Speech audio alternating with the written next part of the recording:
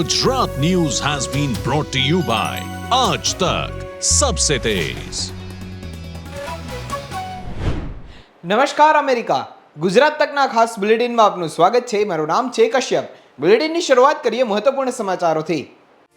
પાવાગઢમાં 500 વર્ષ જૂની મૂર્તિઓ તોડતા જૈન સમાજ આકરા પાણીએ। સુરત, વડોદરા અને પાવાગઢમાં જૈન સમાજે ઉગ્ર વિરોધ કર્યા બાદ હવે પ્રશાસને મધ્યસ્થ રહીને જૈન સમાજ અને પાવાગઢ ટ્રસ્ટ વચ્ચે મૂર્તિની પુનઃસ્થાપિત થશે તેવું સમાધાન કરાવ્યું છે। પશ્ચિમ બંગાળમાં 2 ટ્રેન વચ્ચે ગમખ્વાર અકસ્માત। પેસેન્જર ટ્રેન અને માલગાડી વચ્ચે ભયંકર અકસ્માત સર્જાયો। અકસ્માતમાં 8 લોકોના મોત થયા તો 25થી વધુ ઘાયલ થયાની શક્યતા। રાજ્યમાં ફરી એક વખત દરિયાકાંઠાથી બિનવારસુ ડ્રગ્સ ઝડપાયો। દ્વારકા કચ્છ બાદ હવે પોરબંદરના દરિયા કિનારેથી બિનવારસુ ડ્રગ્સનો જથ્થો મળી આવ્યો છે। ડ્રગ્સ ભરેલ કોઈ કન્સાઇનમેન્ટ દરિયામાં ફેંકી દેવામાં આવ્યો હોય તેવી પોલીસને આશંકા। સાંસદ બન્યા બાદ ગેનીબેન ફરી એક વખત એક્શન મોડમાં દેખાયા। થરાદમાં એક સભા દરમિયાન ગેનીબેન ઠાકોરે પોલીસ વિભાગ પર ટકોર કરી છે। કહ્યું તેઓ પ્રજાનો પગાર લે છે, તેઓથી ડરવાની જરૂર નથી। રાજ્યમાં આગામી 4 દિવસ હવામાન વિભાગની આગાહીના પગલે સૌરાષ્ટ્ર અને દક્ષિણ ગુજરાતમાં દરિયાઈ વિસ્તારમાં ભારે પવન સાથે વરસાદ પડે તેવી શક્યતા। જો કે ગરમીથી કે બફારાથી કોઈ રાહત નહીં। ગુજરાતમાં પાવાગઢ ડુંગર ઉપર એક વિવાદ સર્જાયો છે। જૈન તીર્થકરોને ખંડિત કરવાના મુદ્દે જૈન સંપ્રદાયમાં રોષ છે।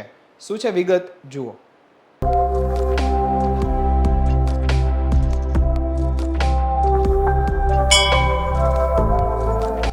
પાવાગઢ મહાકાળીમાં જ્યાં દર્શન આપે છે। આટલું જ નહીં, પાવાગઢના ડુંગર પર જો તમે જાઓ તો પગથિયાની સાઈડમાં પૌરાણિક જૈન તીર્થકરો પણ નજરે પડે અને દરરોજ અનેક ભક્તો ત્યાં દર્શને પણ આવે છે। થોડા સમય પહેલા જ આ ધાર્મિક સ્થળનું નવનિર્માણ પણ કરવામાં આવ્યું, જેની સમગ્ર દેશમાં ચર્ચા પણ થઈ। પરંતુ આજે પાવાગઢ ડુંગર પર મોડી રાતથી જ એક વિવાદ સર્જાયો છે।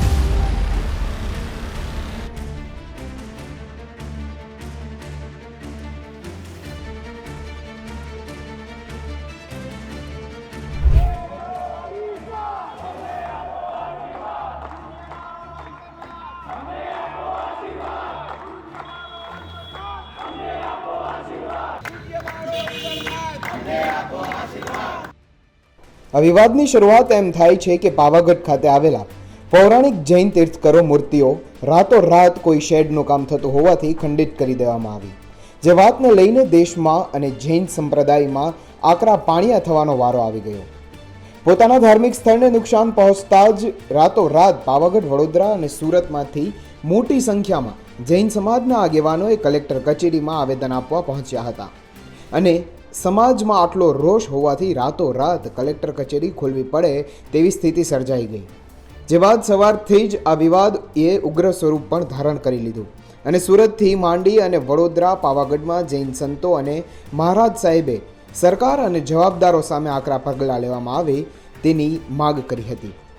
મૂર્તિની ખંડિત હાલતમાં જોઈ અને જૈન સમાજના અનેક આગેવાનો પણ મેદાને આવ્યા હતા। જુઓ તેમણે શું કહ્યું। વિવાદ એવી રીતે હતો કે જે ટ્રસ્ટે હાલોલ જે જૈન સમાજને પૂછ્યા વગર જે પ્રતિમાઓ કાઢી નાખવામાં આવી હતી એ અત્યારે ટ્રસ્ટના બધા સભ્યો સાથે, ડીએસપી સાથે, કલેક્ટર સાહેબ સાથે અને પીઆઈ સાહેબ સાથે અત્યારે ચર્ચા વિચારણા થઈ। અત્યારે અમને સારો મેસેજ આપ્યો છે। જૈન સમાજને એકદમ હર્ષ થયો છે કે પાછી જે પ્રતિમા છે એ પાછી ઇન્સ્ટોલ કરી અને એ જ જગ્યા ઉપર પાછી લગાડી દેવામાં આવશે એવી અમને બાંયધરી આપી છે અને અત્યારે તુરંત ધારાધોરણ અત્યારે યુદ્ધના ધોરણે આ કામ ચાલુ કરવામાં આવે છે। જૈન સમાજ સમગ્ર ગુજરાતની અંદર વિરોધ કરી રહ્યો છે, સમાજને શું અપીલ કરશું?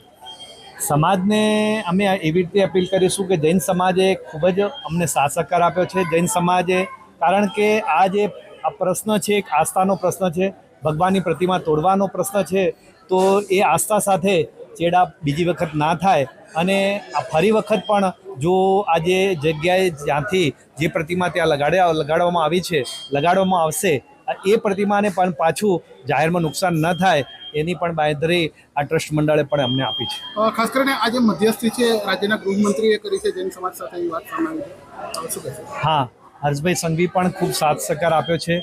એમણે પણ ઉપર સુધીના લેવલ સુધીના બધાથી મિટિંગ કરી અને આવતીકાલે પણ એમની મિટિંગ પણ કરવામાં આવે છે, તો આવતીકાલે પણ અમે અમદાવાદ બોલાવવામાં આવ્યા છીએ। હાલ પૂરતા વિવાદનો અંત આવે છે? અત્યારે અમને સારું પરિણામ જોવા મળી રહ્યું છે। જોકે રોષે ભરાયેલા જૈન સમાજની મુખ્ય 3 માંગણી છે. મૂર્તિ ખંડિત કરનારાઓની તાત્કાલિક ધરપકડ કરવામાં આવે અને આકરા પગલાં ભરવામાં આવે. દેરીઓ માટે સરકાર તાત્કાલિક વૈકલ્પિક જગ્યાની વ્યવસ્થા ઊભી કરી અને સમાજને સુપ્રત કરે. આજથી જ જીર્ણોદ્ધારની પ્રક્રિયા શરૂ કરવામાં આવે અને યુદ્ધમાં કોણે કામ કર્યા છે તેનું નામ સામે આવે. જોકે સમાજની મધ્યસ્થી કરાવવા માટે પંચમહાલના ઇન્ચાર્જ કલેક્ટરે પણ નિવેદન આપતા શું કહ્યું સાંભળો.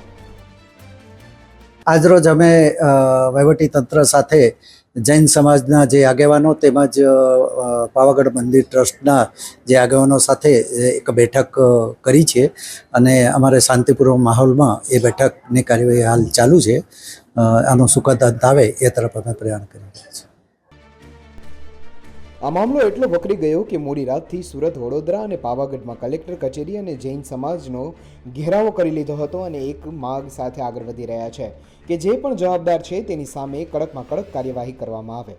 જોકે સમગ્ર મુદ્દે સરકાર અને પોલીસ સુધી પણ પહોંચ્યો હતો, જેને લઈને જૈન સમાજની લાગણી ઠેસ પહોંચે તેવો બનાવ બનતા ગૃહમંત્રી હર્ષ સંઘવીએ પણ નિવેદન આપ્યું છે.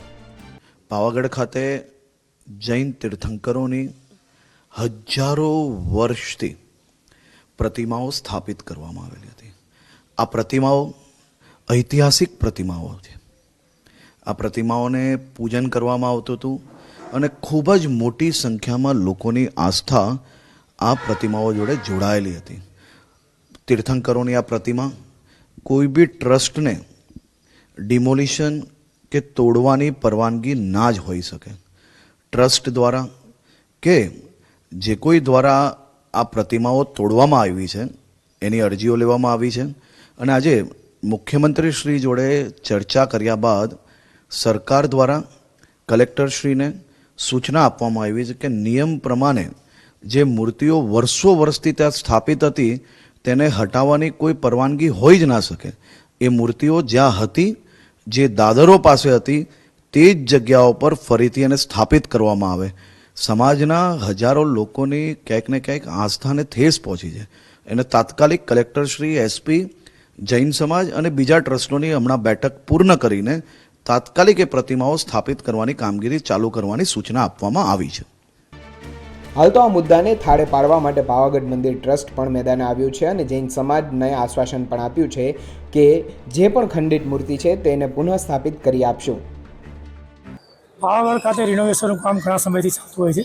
યાત્રિકોની સલામતી અને સુવિધા જોવા માટે સરકાર દ્વારા અને ટ્રસ્ટ દ્વારા ખૂબ મોટા પ્રમાણમાં કામગીરી ચાલુ હોય છે. એ દરમિયાન જૂનો શેડ હતો, એ શેડને પવન હોવાના કારણે તૂટી અને કોઈ યાત્રિકને નુકસાન ના થાય એ ખસેડવાની કામગીરી દરમિયાન કદાચ કોઈ કલાત્મક કૃષિ કે સ્થાપત્યને નુકસાન થયું હોય, નીકળી ગયું હોય તો એના કારણે ઇસ્યુ ઊભો થયેલો.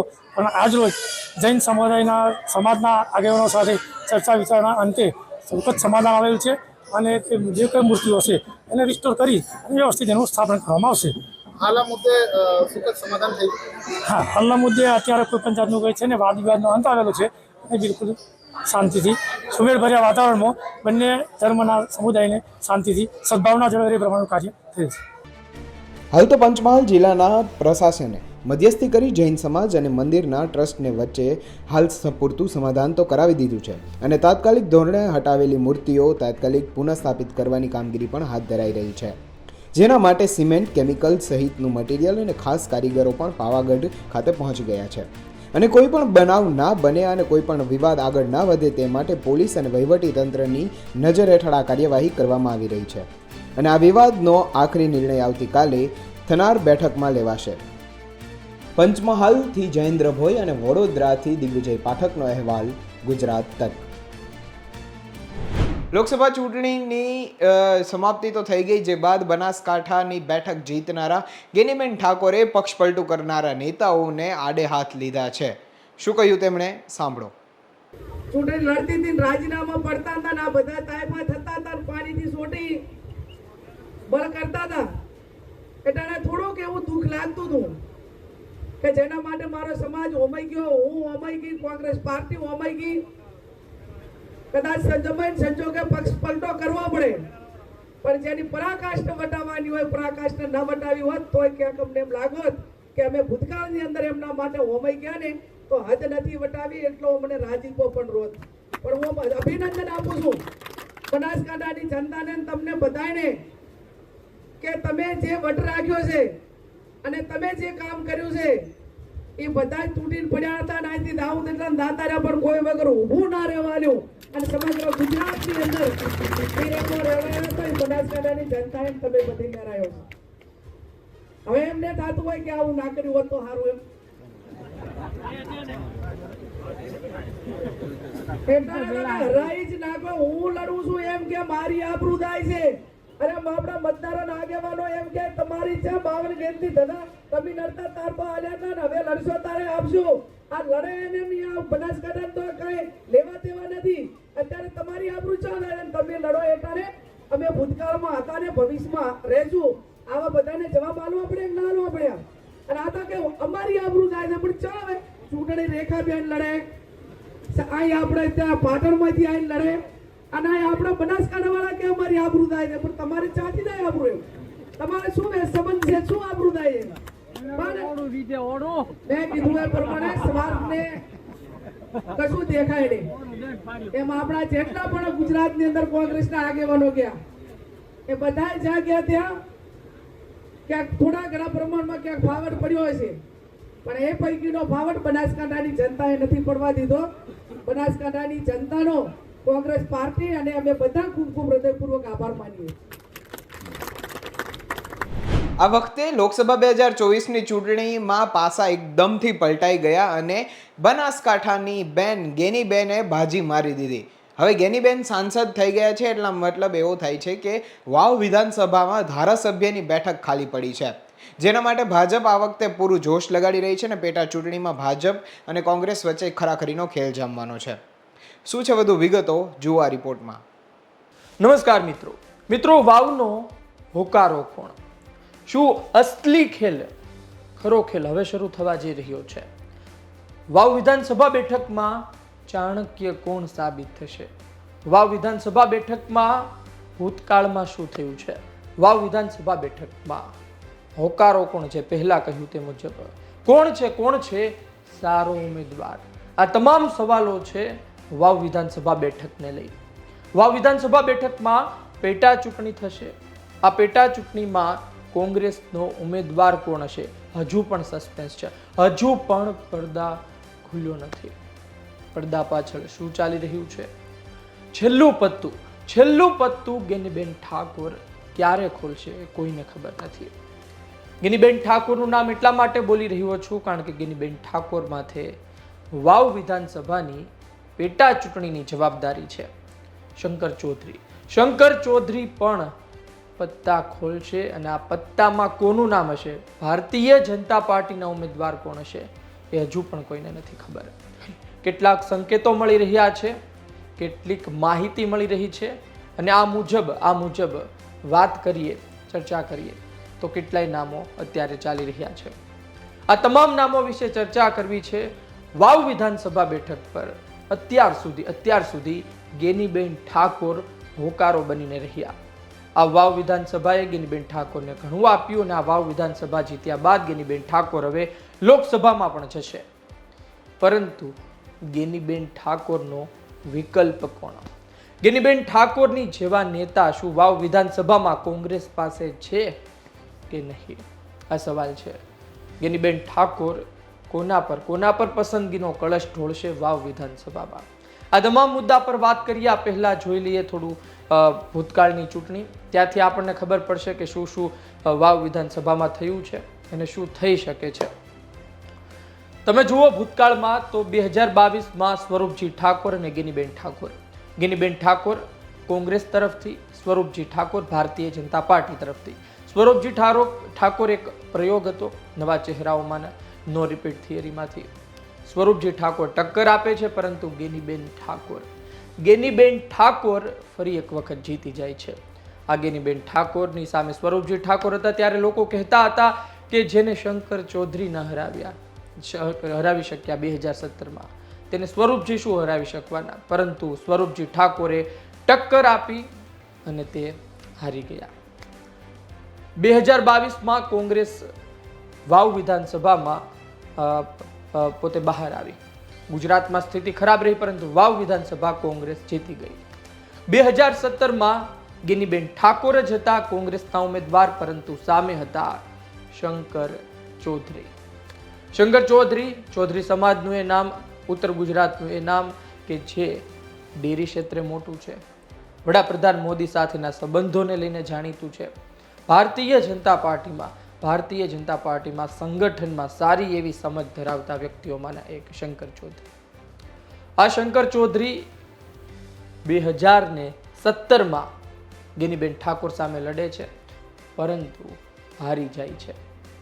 ગેનીબેન ઠાકોર સામે આ પહેલા તેઓ જીત્યા હતા, 2017માં હારી જાય છે. 2012ની ચૂંટણીમાં પણ આ જ બંને હતા સામસામે, પરંતુ ત્યારે શંકર ચૌધરી જીતે છે.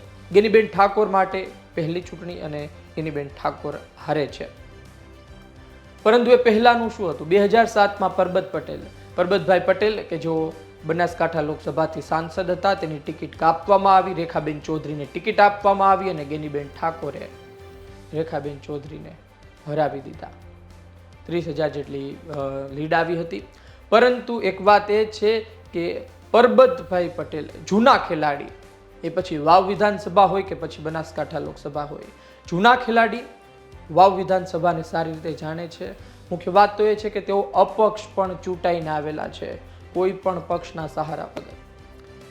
2007માં તેઓ ચૂંટાણા, પરંતુ ત્યારબાદ 2002, 1998 આ બંનેમાં કોંગ્રેસના ઉમેદવાર જીત્યા. 1995ની વાત કરું તો 1995માં અપક્ષ પરબતભાઈ પટેલ ચૂંટાઈને આવ્યા હતા. આ તમામ સમીકરણો જુઓ ને તો છેલ્લે 2022માં ભારતીય જનતા પાર્ટીએ ઠાકોર ઉમેદવારની ટિકિટ આપવાનું ડેરિંગ કરી લીધું. ઠાકોર ઉમેદવારને ટિકિટ આપી અને ભારતીય જનતા પાર્ટી શંકર ચૌધરીને ખબર પડી ગઈ કે વાવ વિધાનસભા ઠાકોર ઉમેદવાર વગર હવે નહીં જીતી શકાય. પરંતુ અત્યારે સમીકરણ અલગ જોવા મળી રહ્યા છે. વાવ વિધાનસભાથી ઠાકોર સમાજનો મોટો ચહેરો આજે સાંસદ છે ગેનીબેન ઠાકોર. આ જ કારણોસર ભારતીય જનતા પાર્ટી સામે કોંગ્રેસ બિન ઠાકોર ચહેરો મૂકવાની વાતો કરી રહ્યું છે. અન્ય સમાજથી ચહેરો સામે આવી શકે છે. હેમાજી રાજપૂત ને આ સહિત જે વાવ વિધાનસભા છે તેમાં ઠાકોર સમાજની સિવાય અન્ય સમાજના નેતાઓ પણ ધારાસભ્ય રહી ચૂક્યા છે. ક્ષત્રિય સમાજ પણ છે. ગુલાબસિંહ રાજપૂત પણ અત્યારે ચહેરો છે. શું કરશે આવનાર સમયમાં ખબર પડશે. પરંતુ પરબતભાઈના પુત્રનું નામ પણ ચાલી રહ્યું છે, મુકેશજી ઠાકોર જૂના જાણીતા નેતા છે, વર્ષોથી મહેનત કરતા રહ્યા છે.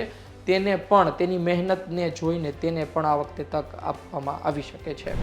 બુલેટિનમાં હાલ સમય થયો છે એક બ્રેકનો, લઈએ એક break. Gujarat News has been brought to you by Aaj Tak Sabse Tez.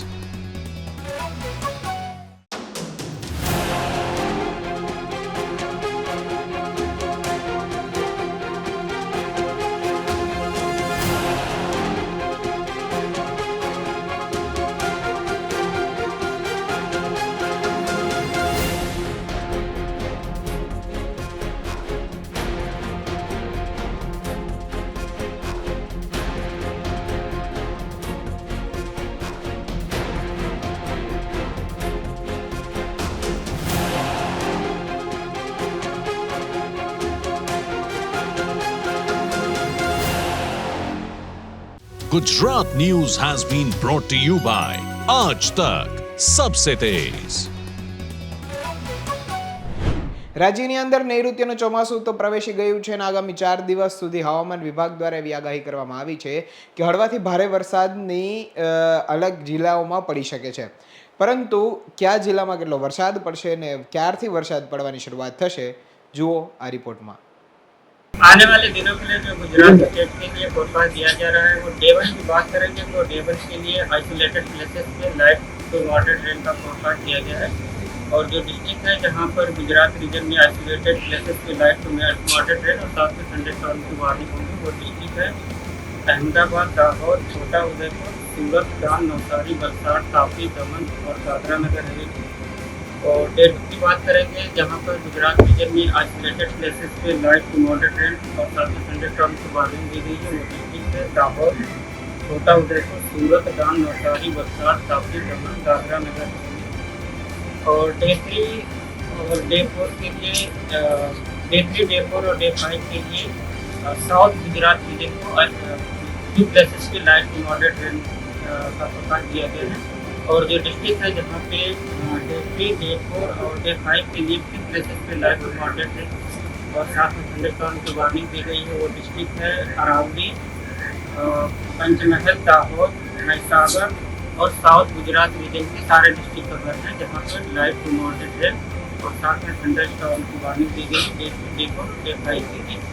और डे 6 और डे 7 की बात करेंगे तो डे 6 के लिए आइसोलेटेड प्लेसेस में लाइट टू मॉडरेट रेन का पूर्वानुमान है। और जो डिस्ट्रिक्ट है जहाँ पे लाइट टू मॉडरेट रेन होगी वो डिस्ट्रिक्ट है गुजरात रीजन की दाहोद, महसागर और सूरत, गांव, नवसारी, वलसाड़, तापी, दमन और दादरा में रहेगी। और डे 7 के लिए अरावली, खेड़ा, अहमदाबाद, आनंद, पंचमहल, दाहोद, महसागर और साउथ गुजरात के सारे डिस्ट्रिक्ट कवर है जहाँ पर आइसोलेटेड प्लेसेस में लाइट टू मॉडरेट रेन का पूर्वानुमान दिया गया है साउथ गुजरात। और सौराष्ट्र और कच्छ की बात करेंगे तो आज के लिए सौराष्ट्र और कच्छ के सारे डिस्ट्रिक्ट कवर हैं जहाँ पर आइसोलेटेड प्लेसेस में लाइट टू मॉडरेट रेन और साथ में थंडरस्टॉर्म की वार्निंग दी गई है। और डे 2 और डे 3 और डे 4 की बात करेंगे तो राजकोट, पोरबंदर, जूनागढ़, अमरेली, भावनगर, गीर सोमनाथ, द्वारका, कोटा और दीव और कच्छ के लिए आइसोलेटेड प्लेसेस में लाइट टू मॉडरेट रेन का पूर्वानुमान है और साथ में थंडरस्टॉर्म की वार्निंग दी है। और डे 5 की बात करेंगे तो डे 5 के लिए राजकोट, जामनगर, पोरबंदर, जूनागढ़, अमरेली, भावनगर, गीर सोमनाथ, द्वारका, कोटा, दीव और कच्छ शामिल है जहाँ पर आइसोलेटेड प्लेसेस में लाइट टू मॉडरेट रेन और साथ में थंडरस्टॉर्म की वार्निंग दी गई। और डे 6 और डे 7 के लिए जूनागढ़, अमरेली, भावनगर, गीर सोमनाथ, कोटा और दीव के लिए आइसोलेटेड प्लेसेस में लाइट टू मॉडरेट रेन की वार्निंग दी गई। और डे 3 और डे 4 के लिए वलसाड़, डांग, दमन और दादरा नगर हवेली के लिए हैवी रेनफॉल की वार्निंग। सर क्या रीजन है कि बारिश होती है और अब तक मानसून कहाँ पहुँचा है? अभी तक जो मानसून है गुजरात के नवसारी तक जो एंटर किया हुआ था वहाँ तक बना हुआ है। और जो अभी रेनफॉल आज के लिए दिया गया है वो एक साइक्लोनिक सर्कुलेशन नॉर्थ अरेबियन और एडवानिक टच एरिया बना हुआ है जिसके कारण आसपास के एरिया में जो डिस्ट्रिक्ट बताया गया था वहाँ पे आइसोलेटेड प्लेसेस में लाइट टू मॉडरेट रेन का पूर्वानुमान दिया गया। सर मानसून प्रोग्रेस क्यों अटक गया आगे नहीं बढ़ रहा? जो मानसून गुजरात रीजन में एंटर किया था वीक मानसून एंटर किया था और जो सपोर्टिंग सिस्टम थे वो उतने डेवलप नहीं हुए थे, इसलिए हम लोग मानसून की जो नॉर्मल लिमिट है वो नवसारी तक ही सीमित है। कब तक आगे बढ़ सकता है? जो इसके आगे बढ़ने का जो नॉर्मल डेट है वो 20 जून के आसपास है।